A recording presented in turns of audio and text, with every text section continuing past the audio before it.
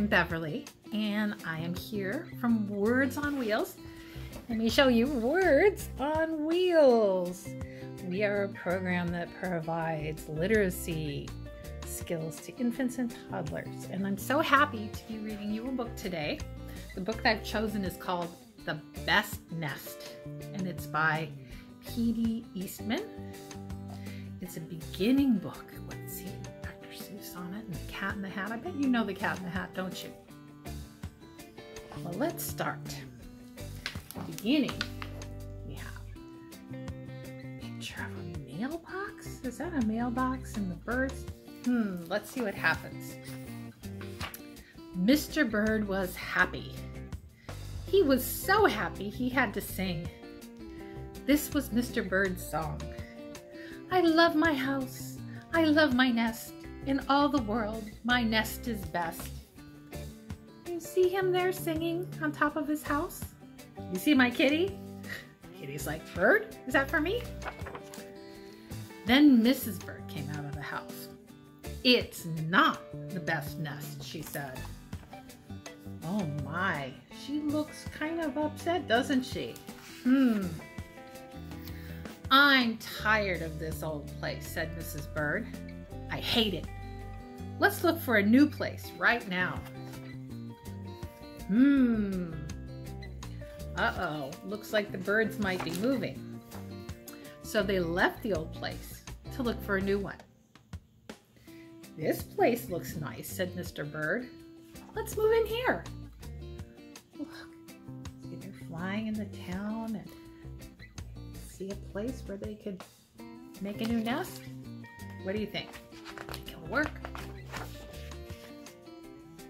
But somebody else had already moved in. And he did not want to share his house, did he?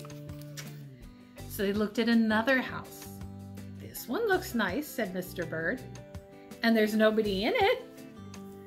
Do you think that would be a good place for a nest? I don't know. You're wrong, said Mrs. Bird.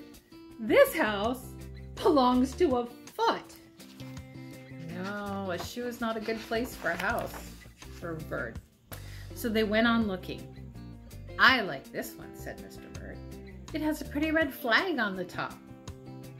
I've always wanted a house with a flag, said Mrs. Bird. Maybe this place will be all right. You see, look at that, the house with the flag. What could go wrong? But it was not all right. I guess I made a mistake, said Mr. Bird. Oh dear, that would not be a good place for a nest, would it? You make too many mistakes, said Mrs. Bird. I'm gonna pick the next house. And here it is, right here. They go right into that place. They flew in, they looked around. Isn't it too big? Asked Mr. Bird. I like this big place, said Mrs. Bird. This is the place to build our new nest. I think I see where there might be a problem. Do you see where there might be a problem? They went right to work. They did many things to build their nest. First, they got some hay. I'm getting some hay. What else could go in a bird's nest? They got some soda straws and broom straws. They got some sweater string. Uh-oh. Right from the person wearing the sweater. They got some stocking string. Right there. And mattress stuffing.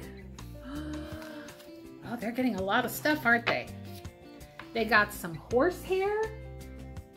They got some man hair. Oh goodness, they were gonna have all kinds of things in their nest. Soon they had all the hay, all the straw, all the string, all the stuffing, all the horsehair, and all the man hair they could carry. They took it back to build their nest. Look at all the things they have. Mr. and Mrs. Bird worked very hard It took them the rest of the morning to finish their nest.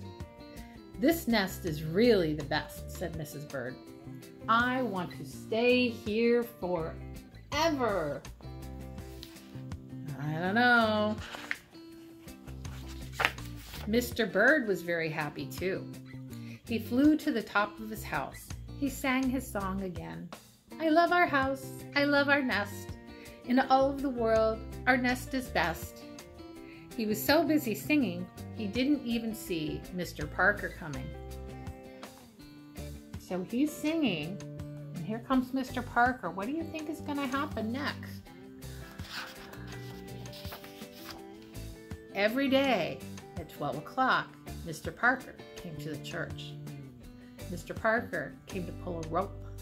The rope went up to the bird's nest. On the rope.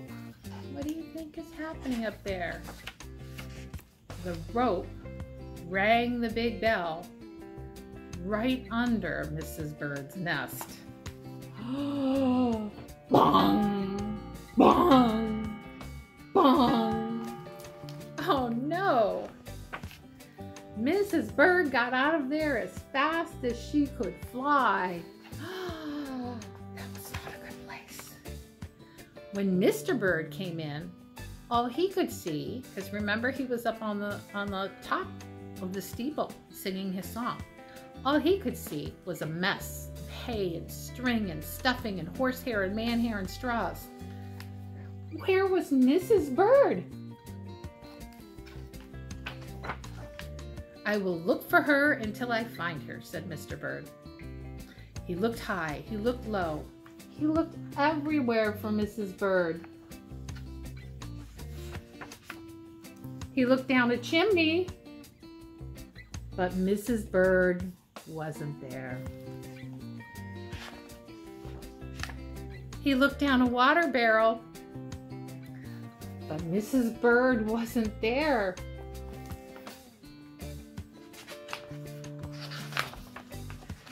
Then he saw a big fat cat. There was a big fat smile on the fat cat's face. There were some pretty brown feathers near the fat cat's mouth. Mr. Bird began to cry. "Oh dear," he cried. "This big fat cat has eaten Mrs. Bird." Oh no! Mr. Bird flew off. "I'll never see Mrs. Bird again," he cried. It was getting dark. It began to rain. It rained harder and harder. Mr. Bird could not see where he was going.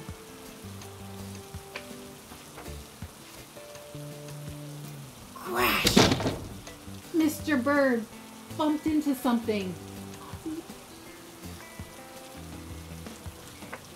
It was his old house. That old house that Mrs. Bird hated. "I'll go inside," said Mr. Bird. "I'll rest here until the rain stops." I think that's a good idea. He needed to take a rest. Don't you think that's a good idea? Mr. Bird went in, and there was Mrs. Bird sitting there singing, "I love my house, I love my nest. In all the world, this nest is best." She's singing. She's so happy. "You here?" gasped Mr. Bird. "I thought you hated this old nest." He's so surprised. Mrs. Bird smiled. "I used to hate it," she said. "But a mother bird can change her mind. You see, there's no nest like an old nest for a brand new bird."